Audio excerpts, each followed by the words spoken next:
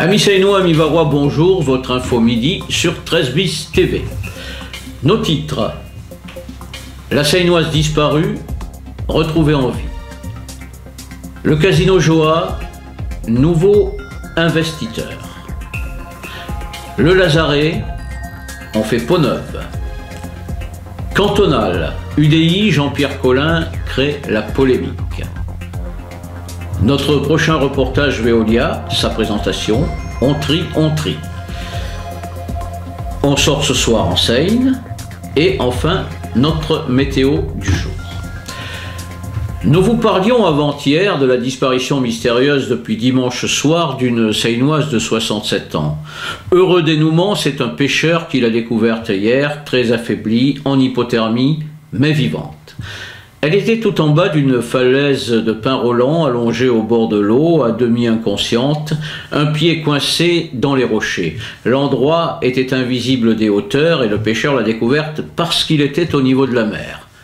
Les secours ont été très vite sur place, pompiers seinois, SAMU, police nationale et même un hélicoptère de la sécurité civile, le Dragon 131, où des hommes du groupe de reconnaissance et d'intervention en milieu périlleux, le GRIMP, avaient embarqué. Les premiers soins furent donnés sur place sur une personne plus toute jeune et affaiblie. Son état stabilisé, elle fut élitroyée et transportée à l'hôpital Sainte-Musse à l'annonce de cette bonne nouvelle. Du reste, parents et amis se sont rendus sur place. Cette dame est, selon sa famille, psychologiquement fragile et serait partie sur un coup de tête avec quelques vivres, 2 bouteilles d'eau et ses médicaments. Ses proches remercient chaleureusement toutes les personnes qui, d'une façon ou d'une autre, ont contribué aux recherches. Le groupe Joa, responsable du futur casino de la Seine, vient après 2 ans de négociations de signer un accord avec les nouveaux investisseurs. Il change ainsi d'actionnaire de référence.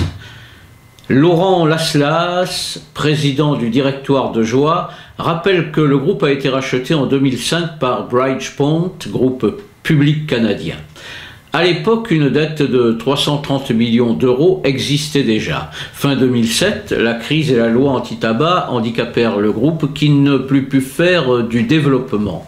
Début 2013, les banques qui détenaient cette dette furent réunies afin de trouver une solution. Le résultat fut bénéfique puisque 120 millions d'euros vinrent alléger la dette. De plus, ces banques se sont engagées à financer du développement pour environ 30 millions d'euros sur les 2 prochaines années. Les 2 nouveaux actionnaires principaux sont Alchemy, société anglaise, et Davidson Kemprer, fonds d'investissement nord-américain. Ce changement ne concerne que la maison mère et le projet du casino de la Seine est quant à lui hébergé dans une société distincte de la société historique. Il s'agit de Casino France. Il n'y aura donc aucun changement sur le projet local et aucune crainte que celui-ci ne soit pas mené à son terme. Le casino devrait être hors d'eau et hors d'air fin mai, début juin 2015. Une 60aine de personnes seront recrutées à partir de septembre-octobre 2015 et l'établissement pourrait ouvrir ses portes au plus tôt fin de la même année, au plus tard début 2016. L'opération anti-pollution dans la baie du Lazaret, dont nous vous parlions dans le journal d'hier, est terminée. Débutée mercredi matin pour contrer le déversement d'hydrocarbures provenant du site militaire de Saint-Mandrier à cause des fortes intempéries, elle a monopolisé cette opération anti-pollution, hommes et matériel, pendant 3 jours. L'eau est désormais claire, indique la préfecture maritime, et l'opération est terminée. Un barrage flottant restera sur place à titre de prévention. Le préfet maritime indique que cette pollution était la conséquence d'une météo exceptionnellement mauvaise, mais en aucun cas d'une défaillance technique ou humaine. Le feuilleton des cantonales maintenant. Si l'UMP local semble pour l'instant avoir résolu ce qui aurait pu être une crise interne, à l'UDI le conflit existe. Jean-Pierre Collin ayant posté sur les réseaux sociaux une photo où il présentait son tandem pour la Seine 1, Corinne Chenet et Didier Blanc, Sylvain Ponzio, responsable UDI de la 7e circonscription, membre du bureau fédéral et délégué national, a très vivement réagi à cette annonce. Il parle de surprise et de consternation à l'annonce de la position de Jean-Pierre Colin et rappelle que ce dernier, je cite, « n'est en aucune manière habilité à intervenir au titre de l'IDI sur la désignation des investitures, ces dernières devant être officialisées par la fédération et le national ». On aurait pu croire que les cantonales seraient de tout repos, mais ça semble s'agiter fort dans le landerneau politique local. À suivre, bien entendu. Le 13 bis TV, dont la sensibilité écologique mais sans casquette politique est réelle, est allé en reportage à l'usine de tri Cytomate de Veolia. Ce reportage, en cours de montage, vous pourrez sous peu le visionner. En attendant, quelques extraits. Images Jean-Louis Baudet, reportage Michel Chapier. Dans le communiqué de presse, vous avez tout. Hein. Parce qu'on a... Ouais, alors...